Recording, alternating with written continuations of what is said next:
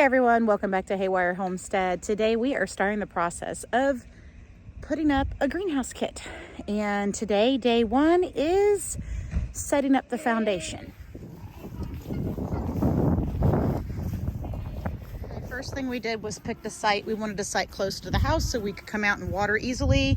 We can use a small space heater in it if need be.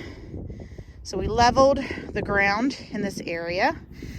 Underneath you have a piece of treated 2x6, and this is in the instructions. This part actually is pretty decent in the instructions. And then there is a 4x6 foot, and then you have some L brackets in the corner. We squared everything up, tied it all in. Next is going to be adding gravel. So we had a load of gravel delivered, and that will fill in the entire center, and it will fill up on top of the edge of the 2x12 up to level with the 4x6.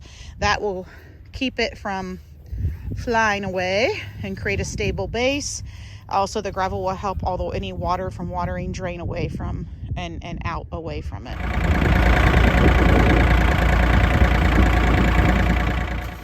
You think we're gonna need any more than that? No. Okay.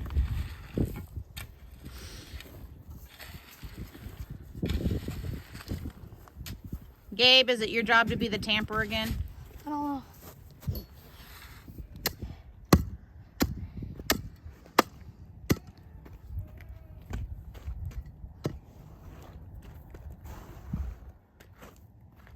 All right, watching other videos is really helpful in trying to figure out how to set this up.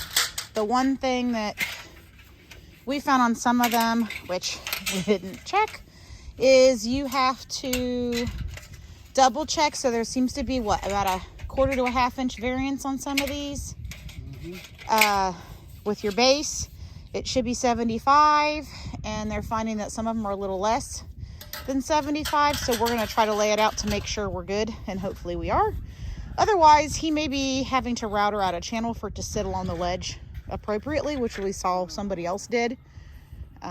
But we're going to lay this out and make sure that the dimensions are correct. We actually found out that ours was just a little bit smaller. That frame, when it fits together, is about a 1/2 inch smaller than what the specs and the instructions are. And that's something that's a variance that some people are finding, is it's just a little bit off. So dry fitting and laying out your base plate to be sure that with the corner brackets, to be sure that you have your structure, your base, that it's going to be mounted onto at the appropriate size is really important. So basically what we wound up doing was we actually wound up taking 2x4s and laying them out, cutting and laying that and dry fitting everything.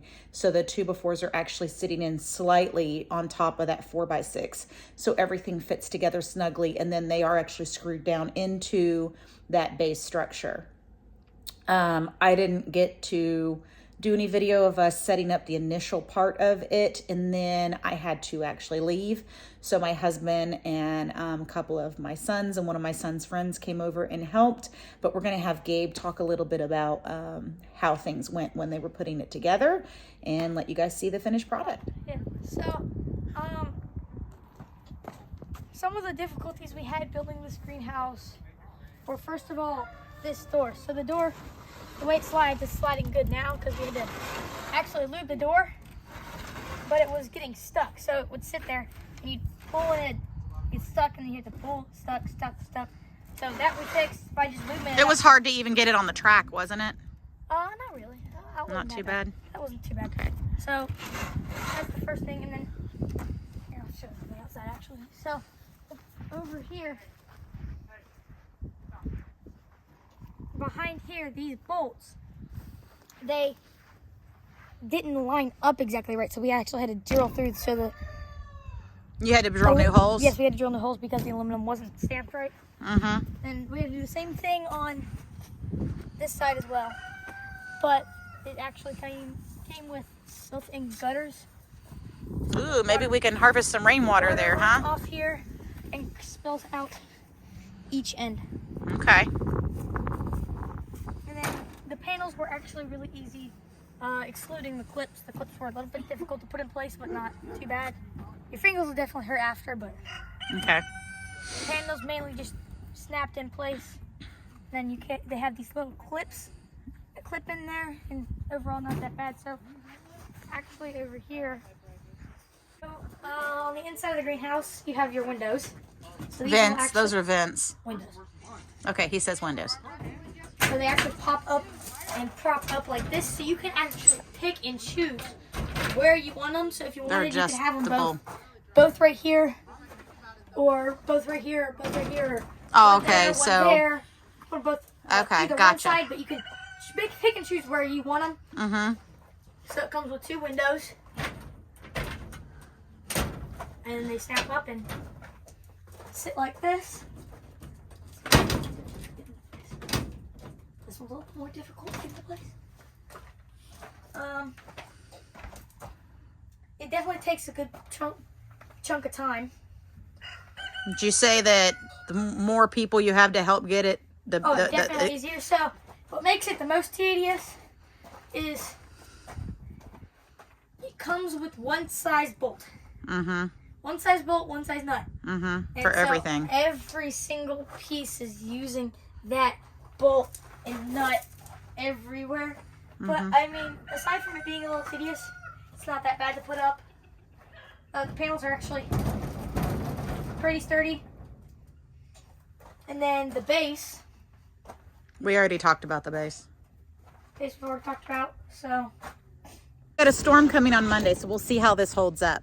We are planning on putting some 2x4s in each corner. That will be the framework to start our shelving units that'll go inside of it, and that will also work to help stabilize it because it is aluminum. It is a thin aluminum. And then the other thing, and there's a link, I'll have to put a link in the description below of a helpful tips on things that you can do to kind of help with the longevity of this and make it hold up a little bit better. The other thing that I probably would have done, we did add a couple inches at the bottom, is this thing at its peak is only like 6'6", so it's relatively short. And one of the recommendations in that article is to use a 2x12 and create that around the ridge of your base structure, which gives you an additional foot of height. And since we bought a second kit, we might do that on the second one.